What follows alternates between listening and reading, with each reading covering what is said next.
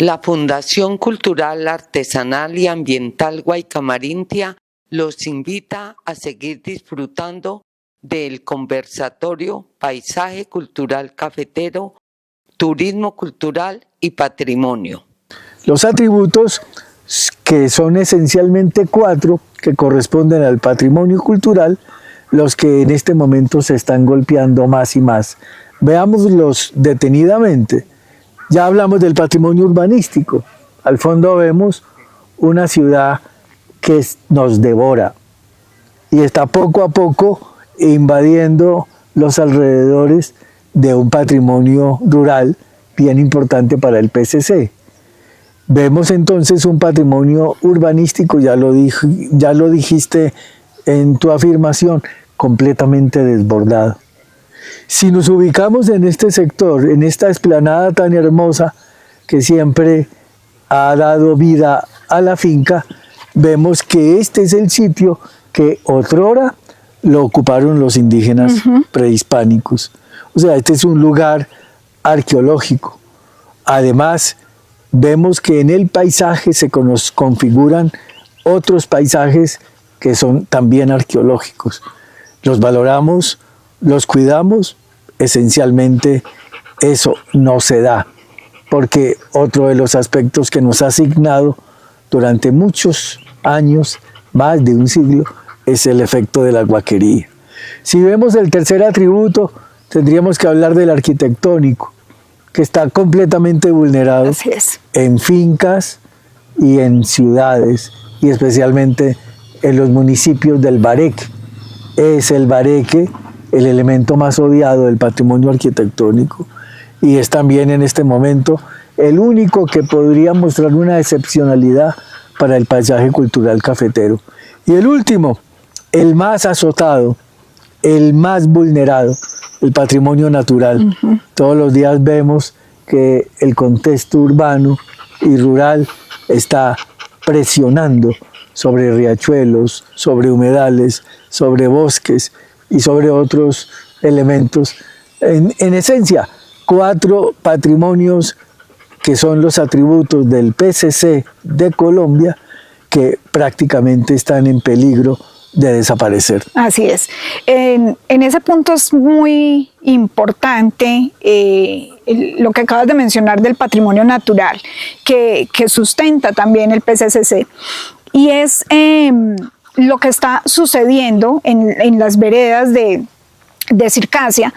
Ya se han tipificado varias donde ha desaparecido completamente esta práctica y que se ha desplazado por cultivos emergentes o por cultivos, digamos, de moda, por decirlo así, porque producen un poco más rápido y dejan unos ingresos en el corto plazo. Entonces eso pues ha generado en los propietarios de estos predios, primero, que vendan porque les ofrecen muy buenos precios. Ese de muy buenos precios podría ser pues como muy subjetivo, ¿cierto? Porque ¿qué es un buen precio para la tierra? Hoy es invaluable, o sea, este es un bien que casi que uno diría no tiene precio, tiene un valor, sí, pero no tiene un precio. Entonces, con esta crisis de lo que mencionábamos ahora, de lo que cuesta a estos pequeños caficultores o a estos predios de supervivencia, donde es más el esfuerzo económico, físico, emocional en producir una roba de café que lo que perciben por ella, pues si alguien llega y ofrece comprarle su predio y compra el de enseguida y compra el de enseguida porque todos estos predios son pequeños, pero llega alguien o llega una empresa que dice los voy a comprar todos, desplaza absolutamente todos estos cultivos, empieza y aplana, además vulnerando ese paisaje o atropellando ese paisaje de relieve ondulado del que tanto hablamos en el PCCC, para introducir otro tipo de cultivos que no son pues propios del paisaje, no son propios del territorio, que afectan considerablemente las fuentes hídricas y que afectan las fuentes de empleo también, porque al ser cultivos masivos, pues no requieren tanta mano de obra y esto hace que también las personas pues no permanezcan en las actividades del campo. Eso a su vez, pues es también propio de los monocultivos. El café en sí es un monocultivo, ¿sí? Y también ha tenido pues sus inconvenientes y su afección tampoco podemos romantizar el tema de que, porque es caficultura, entonces es lo que da sustento al PCCC. No del todo lo podemos romantizar y eso puede entrar en choque con ciertas instituciones sobre todo. Y recordemos que antes de ser declarado Paisaje Cultural Cafetero de Colombia, antes de ser incluido en una lista de Patrimonio Mundial por la UNESCO, ya era paisaje, sí, y ya era un paisaje cultural, ¿sí? Entonces, sin que se reconociera, esto ya era un paisaje cultural, pero era un paisaje cultural que ya venía golpeándose de alguna manera por prácticas que promovían o promueven algunas instituciones en pro de producción o en pro de lo económico, ¿sí? Y sucedió, por ejemplo, con los bosques que nosotros teníamos, nuestro bosque nativo, los pocos guamos que ahora vemos, pero ya no vemos casi caracolí, no vemos guayacanes, no vemos este tipo de especies que protegían el cafetal, que protegían también la capa vegetal nuestra, que es una capa vegetal muy rica, porque en pro de ciertas especies o de ciertas variedades de café que necesitaban sol, entonces, ¿qué dijeron las instituciones? Vamos a acabar con el bosque. ¿Por qué? Porque el cafetal necesita sol. Entonces, eso sucede en los años 80, en los años 90, y se talan cualquier cantidad de bosques en nuestro territorio, y eso con la consecuencia grave de la destrucción de la capa vegetal, la destrucción de las fuentes hídricas, que ya la caficultura como tal afecta por la cantidad de subproducto que llega a las fuentes hídricas y que hoy estamos pagando pues el precio, ¿no? Lo vemos en estas épocas de sequía, lo vemos en ahora que necesitamos, digamos, echar mano de esas fuentes alternas de agua, no lo hay, no hay manera, y vemos un suelo pues muy deteriorado, un suelo en el que pues nuestros abuelos alternaban con otros cultivos, y dinamizaban el uso de la tierra, era un uso de la tierra muy amigable, pero volvemos al mismo tema, en función de una actividad económica o en función de una institución, pues se sacrificaron todas estas prácticas culturales que eran armoniosas con el entorno, que ellos sin saberlo, porque ellos no sabían de un término como sostenibilidad, o no sabían de un término como prácticas amigables con el entorno, pero lo hacían de manera natural, lo hacían de manera muy transparente, porque ellos sabían que había que relacionarse bien con la tierra. Y lamentablemente, por este tipo de prácticas, pues se ha tenido que sacrificar mucho de lo que es ese patrimonio natural del que hablabas hace un momento. Sí, es muy importante. Es muy delicado que en este momento se nos estén arrebatando a los ciudadanos el disfrute del bosque. El bosque es tal vez el elemento del patrimonio natural más delicado, más sensible que tenemos en esta región, y el bosque todos los días recibe más y más presión, y me refiero explícitamente a lo que comparten Finlandia y Circasia, que se llama el bosque de Barbas-Bremen. Hay que ponerle cuidado a esta situación. Bueno, quiero que terminemos esta conversación con un aspecto en el que tú eres muy sabedora, porque Alejandra María, en el año 1999, cuando no se hablaba de paisaje cultural cafetero, cuando no se hablaba tampoco de paisaje cultural, hizo su tesis de grado sobre el turismo cultural. Fue la primera tesis de grado en esta región que tocaba un tema tan interesante, el turismo cultural. Entonces yo sí quiero hacerte una pregunta.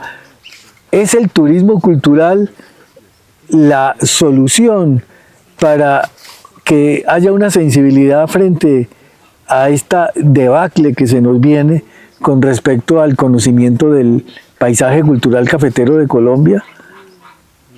Bueno, ese es un tema que es muy álgido, es un tema muy ácido, sí, porque sí, ahora que lo mencionas, estamos hablando de una realidad que tuvimos hace 25 años, sí, una realidad que además se nos golpeó fuertemente por un fenómeno natural que fue el terremoto. ¿Sí? Entonces, el turismo o la práctica turística aquí surge casi como un paracaídas, algo no planificado, por experiencias alrededor del mundo. El turismo siempre se ha amparado de las listas de patrimonio, de inclusión de bienes en las listas de patrimonio, para tomar esos elementos y convertirlo en un atractivo turístico, que eso es supremamente frágil si no está planificado. Es decir, el turismo no es una actividad a la que se le pueda decir no, porque también a través del turismo, un turismo bien planificado, un turismo organizado, un turismo concertado con la gente, que es lo más importante, ha permitido que inclusive se conserven muchos bienes, ¿sí? Porque a través de sus ingresos, a través de la misma gente, la sensibilización que se le puede hacer. Lamentablemente, cuando una actividad turística surge sin planificación, pues se vuelve algo destructivo. Lo veíamos precisamente en esta otra tesis relacionada con el impacto del turismo en la identidad cafetera en el marco del PCCC. Y es precisamente que, como puede ser destructiva, también puede ser constructiva, pero en nuestro caso particular, esa falta de planificación lo único que ha hecho es, en un proceso muy acelerado, ir desplazando la esencia como tal, sobre todo de las personas, la esencia de la gente, y el desplazamiento de estos valores pues físicos que vemos. Estar en función de un producto turístico, como decías, pues no tengo ya la Elba porque necesito un espacio estético, y que la estética también es subjetiva. ¿Qué puede estar esperando una persona que venga fuera de este entorno? Una persona que no conozca sobre la historia de la caficultura o haya vivido la caficultura. Una persona quiere venir a vivir algo real. No quiere venir a conocer una caricatura del paisaje. Y esto que se ha dado con la práctica turística, específicamente en nuestro territorio, es una caricaturización del paisaje. Lamentablemente, el proceso de patrimonialización, por esta falta de planificación, eso es lo que ha hecho. Y hoy hasta nos cuesta tomarnos una foto con el paisaje, es decir, eso no es justo ni siquiera con la misma gente, con la población, es algo que está ahí, está para ser disfrutado, para que se pueda conocer, pero no un montaje, no algo que es completamente artificial.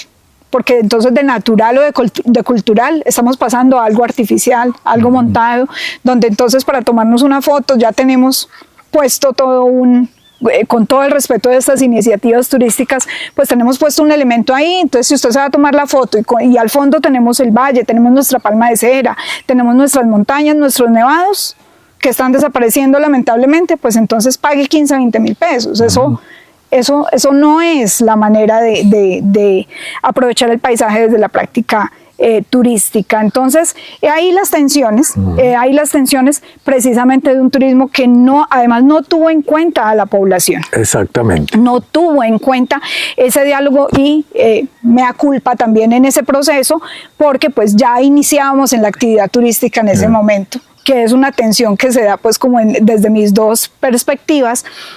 Y es que nunca se le preguntó a la gente qué tipo de turismo quería, o si quería que el territorio tuviera una oferta turística, si querían participar de esta actividad, cómo les iba a afectar, esto que iba a generar. Entonces vemos y esto no solamente se da en las fincas, hablemos de la zona urbana de los municipios.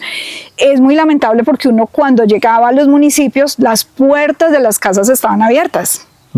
Las ventanas estaban abiertas y para uno era natural ver precisamente la sala, que es un espacio, y es un espacio humano, y eso es un espacio antropológico, la sala. Veía uno los pasillos, veía uno las habitaciones, y a la gente no le molestaba ni le incomodaba tener sus puertas abiertas. Hoy no se puede, porque si es una casa que no está en la actividad turística, si deja abierta su puerta, se le van metiendo pensando que es una casa para uno poder ir a tomarse una foto. Entonces también se invadió y se atropelló la intimidad de las familias. Eso no solo sucede en lo rural, sucede también en lo urbano, que en esto lo urbano tiene mucho para trabajarse. Es poco lo que se ha ahondado en lo que ha significado el impacto de la actividad en esos espacios urbanos también. Siempre nos vamos muy a lo rural porque se dio mucho en el contexto del turismo rural. Lo mismo en lo que tiene que ver con presentar a las personas. Las personas del café o la gente del café que llega muy temprano al predio, 4 o 5 de la mañana, a tomarse sus tragos, que es el nombre que le damos al primer café de la mañana para tener energías. Estas personas no están caracterizadas bajo esa estética que nos han vendido las marcas, también promovidas por la institución y también en la construcción de un concepto de nación, de país. ¿Sí?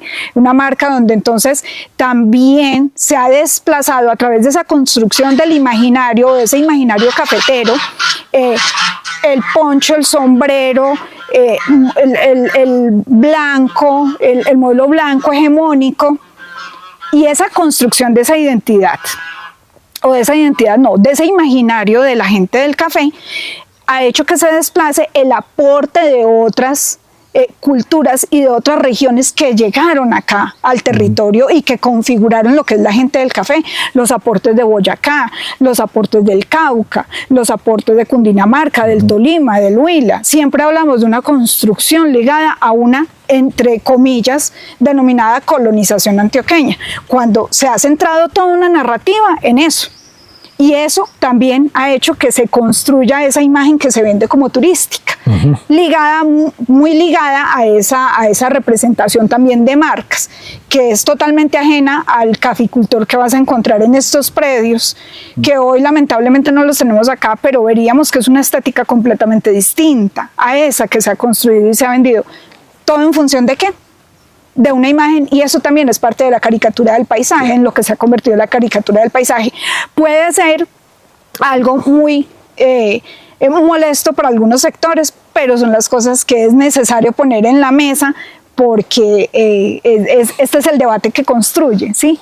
Y es el debate en el que tenemos que involucrar a la gente del café principalmente. Es precisamente esto último lo que debe resaltar en esta conversación. No es suficiente que se hable de turismo cultural.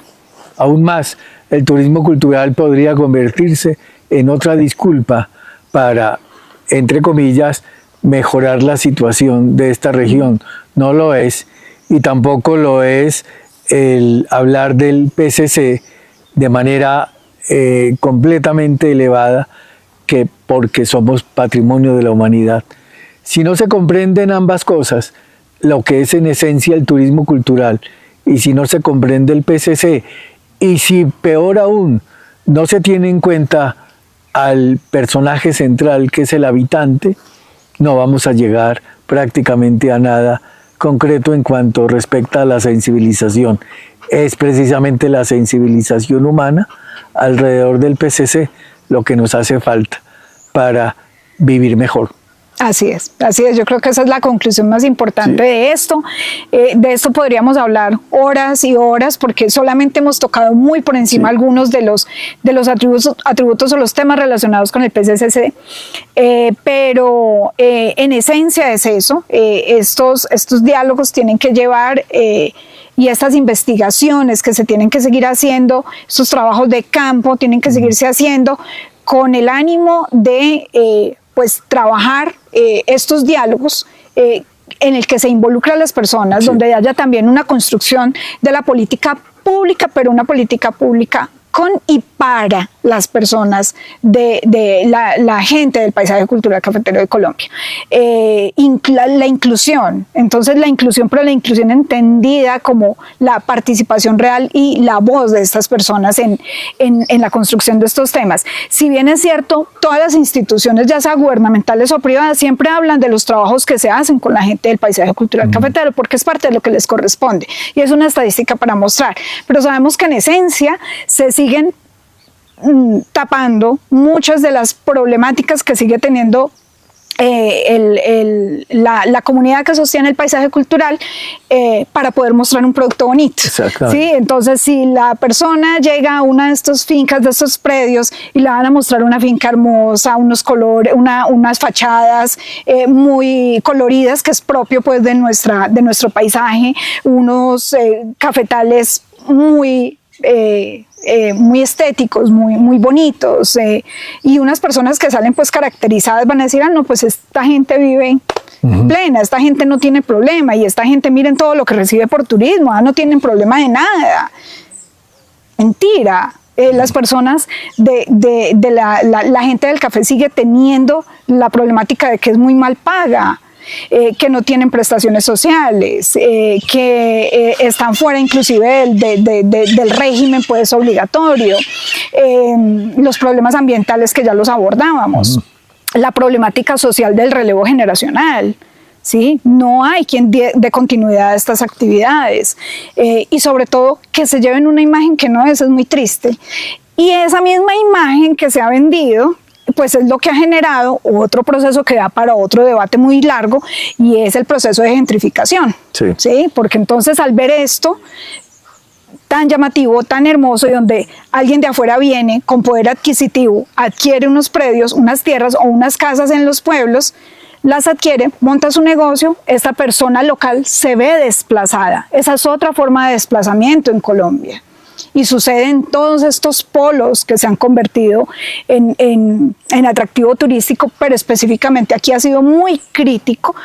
Hay un crecimiento desbordado. Esto es parte de la dinámica cultural y no se desconoce que lleguen esos aportes de otras regiones. Sin embargo, eso tiene otros efectos también económicos muy fuertes, y es que le cambia inclusive la estratificación, y mi vecino, por haber adquirido un predio muy grande y haber montado allí una infraestructura muy grande, pues sencillamente, eso ya no va a ser estrato 1 o 2, eso va a ser estrato 4.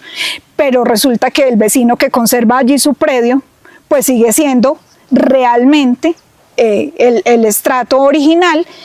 Y llega el tema de los impuestos, llega el tema de las declaraciones y demás, pues esta persona que se ve obligada a vender, porque la presión es muy fuerte.